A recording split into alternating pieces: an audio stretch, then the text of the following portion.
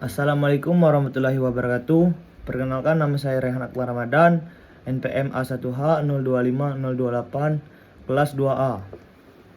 Selamat siang Bapak Ibu dosen dan teman-teman sekalian. Pada kesempatan ini saya akan menyampaikan refleksi mengenai materi pembelajaran bahasa Indonesia. Mulai dari hakikat dan perkembangan bahasa Indonesia sampai pada penulisan serta presentasi artikel ilmiah hasil penelitian. Materi-materi ini memberikan banyak pengalaman dan pengetahuan baru bagi saya, terutama tentang pentingnya bahasa Indonesia dalam kehidupan akademik, dunia penelitian, dan kehidupan sehari-hari. Awalnya saya menganggap mata kuliah bahasa Indonesia hanya mempelajari tata bahasa dan cara berbicara yang baik. Namun setelah mempelajari seluruh materi, saya memahami bahwa bahasa Indonesia memiliki peran yang sangat luas, bukan hanya sebagai alat komunikasi, tetapi juga sebagai sarana berpikir, sarana penyebaran ilmu pengetahuan, dan alat untuk membangun karakter bangsa. Dari materi-materi ini, saya juga belajar tentang pentingnya kemampuan menulis, membaca, meneliti, menyusun laporan, hingga mempresentasikan hasil karya ilmiah dengan baik dan benar. Di materi pertama, hakikat dan perkembangan bahasa Indonesia. Materi pertama yang saya pelajari adalah tentang hakikat dan perkembangan bahasa Indonesia. Dari materi ini saya memahami bahwa bahasa Indonesia bukan hanya sekedar bahasa nasional, tetapi juga identitas bangsa Indonesia. Bahasa Indonesia lahir dari bahasa Melayu yang kemudian berkembang dan disepakati sebagai bahasa persatuan pada peristiwa Sumpah Pemuda tahun 1928. Saya menyadari bahwa bahasa Indonesia memiliki peran penting dalam mempersatukan masyarakat Indonesia yang memiliki banyak suku, budaya, dan bahasa daerah. Tanpa adanya bahasa Indonesia, komunikasi antar daerah mungkin akan sulit dilakukan. Oleh karena itu, bahasa Indonesia menjadi simbol pemersatu bangsa. Selain itu, perkembangan bahasa Indonesia juga sangat pesat, mengikuti perkembangan zaman. Saat ini, bahasa Indonesia digunakan dalam pendidikan, teknologi, media sosial, jurnal ilmiah, hingga komunikasi internasional. Namun, saya juga melihat adanya tantangan besar, yaitu semakin banyaknya pengguna bahasa asing dalam kehidupan sehari-hari yang terkadang membuat masyarakat kurang bangga menggunakan bahasa Indonesia. Dari materi ini, saya belajar bahwa sebagai generasi muda, saya harus ikut menjaga dan melestarikan bahasa Indonesia dengan menggunakan secara baik dan benar. Di materi kedua ada sikap berbahasa Indonesia. Pada materi kedua, saya belajar mengenai sikap berbahasa Indonesia. Materi ini mengajarkan bahwa sikap terhadap bahasa mencerminkan rasa cinta dan penghargaan terhadap bangsa sendiri. Sikap positif terhadap bahasa Indonesia dapat diwujudkan melalui rasa bangga, setia, dan sadar norma bangsa.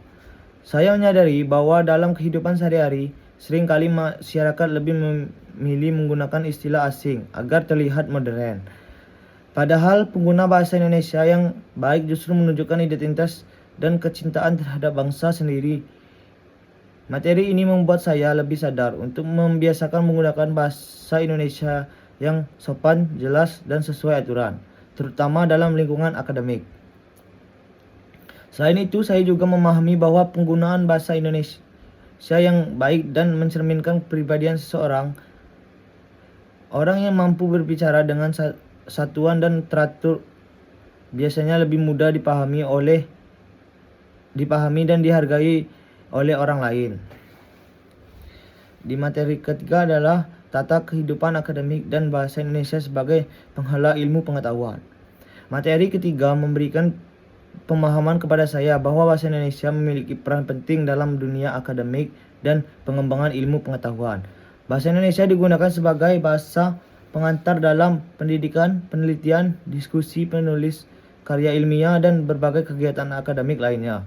Dari materi ini, saya memahami bahwa dunia akademik membutuhkan penggunaan bahasa yang formal, efektif, dan sistematis. Bahasa ilmiah harus juga agar tidak menimbulkan kesalahpahaman. Saya juga menyadari bahwa bahasa Indonesia mampu menjadi penghala ilmu pengetahuan karena sebagai ilmu dapat dipelajari, dikembangkan, dan disebarkan melalui bahasa Indonesia. Materi ini membuat saya memahami pentingnya kemampuan membaca dan menulis ilmiah. Sebagai mahasiswa, kemampuan menggunakan bahasa Indonesia secara akademik sangat diperlukan agar dapat menyampaikan ide dan pemikiran secara benar. Materi keempat adalah menjelajahi dunia pustaka dari berbagai sumber referensi digital. Pada materi ini, saya belajar bahwa perkembangan teknologi memudahkan kita dalam mencari sumber informasi dan referensi ilmiah. Saat ini kita dapat menemukan jurnal, e-book, artikel ilmiah, dan berbagai sumber pengetahuan melalui internet. Namun saya juga memahami bahwa tidak semua informasi di internet dapat dipercaya. Oleh karena itu, kita harus mampu memilih sumber yang valid dan berkualitas. Materi ini mengajarkan saya pentingnya literasi digital dan kemampuan menyaring informasi. Saya juga menjadi lebih terbiasa mencari referensi dari jurnal ilmiah dibandingkan hanya mengambil informasi dari media sosial. Dengan membaca sumber ilmiah, wawasan saya menjadi lebih luas dan cara berpikir saya menjadi lebih kritis. Materi kelima adalah presentasi ilmiah. Materi presentasi ilmiah memberikan pengalaman yang sangat bermanfaat bagi saya. Saya belajar bahwa presentasi ilmiah bukan hanya berbicara di depan kelas, tapi juga menyampaikan informasi sistematis, jelas, dan meyakinkan. Dari materi ini, saya belajar bagaimana menyusun slide presentasi yang baik, menggunakan bahasa efektif, menjaga kontak mata, dan mengatur intonasi suara. Awalnya saya merasa gugup ketika berbicara di depan umum, tetapi melalui latihan presentasi, saya menjadi lebih percaya diri. Saya juga memahami bahwa kemampuan presentasi sangat penting dalam dunia pendidikan maupun dunia kerja karena seseorang harus mampu menyampaikan ide dan hasil pekerjaan kepada orang lain dengan baik. 6. Mendesain proposal kegiatan. Pada materi ini, saya belajar tentang cara menyusun proposal kegiatan secara sistematis. Proposal kegiatan berisi tujuan, latar belakang, bentuk kegiatan, anggaran, dan jadwal pelaksanaan kegiatan. Materi ini melatih saya untuk berpikir teratur dan terencana. Saya memahami bahwa proposal dibuat agar suatu kegiatan memiliki arah yang jelas dan dapat memperoleh dukungan dari pihak lain. Selain itu, saya belajar menggunakan bahasa formal dan persuasif dalam penulisan proposal. Materi ini sangat berguna karena dalam organisasi maupun dunia kerja nantinya kita pasti akan sering membuat proposal kegiatan. Di materi ketujuh adalah melaporkan dan mempresentasikan hasil kegiatan. Materi ini mengajarkan bahwa setiap kegiatan harus memiliki laporan sebagai bentuk tanggung jawab. Laporan kegiatan berisi proses pelaksanaan, hasil kegiatan, hambatan, dan evaluasi. Saya memahami bahwa laporan harus dibuat secara jujur, objektif, dan sistematis agar dapat dipahami dengan mudah. Selain membuat laporan, saya juga belajar mempresentasikan hasil kegiatan di depan orang lain.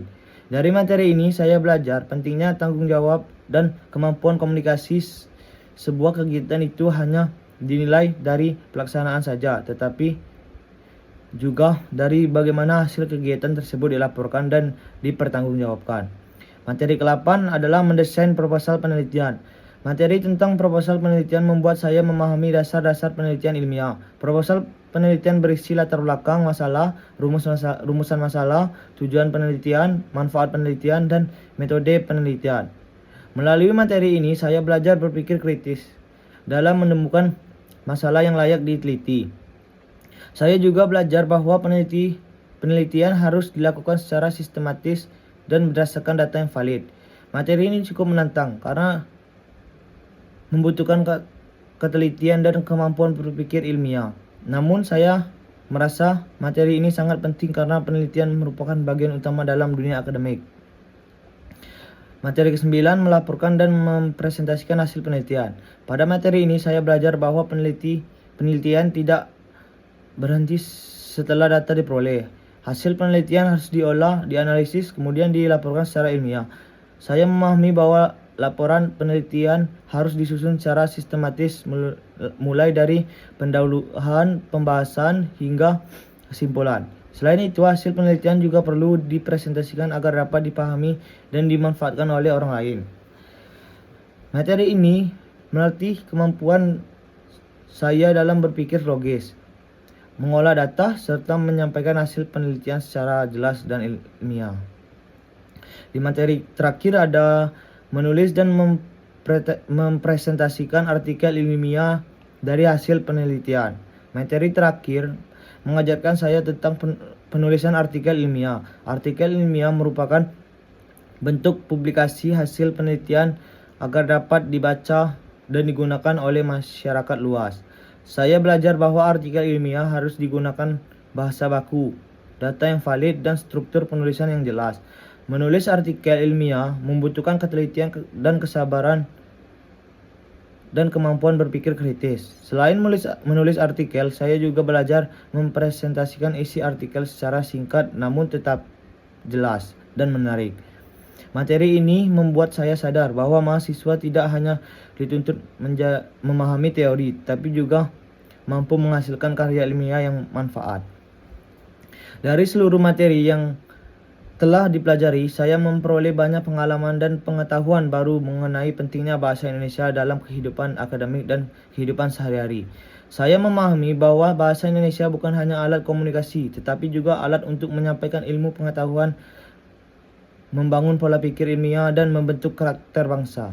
Materi-materi ini juga melatih kemampuan saya dalam membaca, menulis, berbicara, melakukan penelitian, menyusun laporan, dan presentasikan karya ilmiah.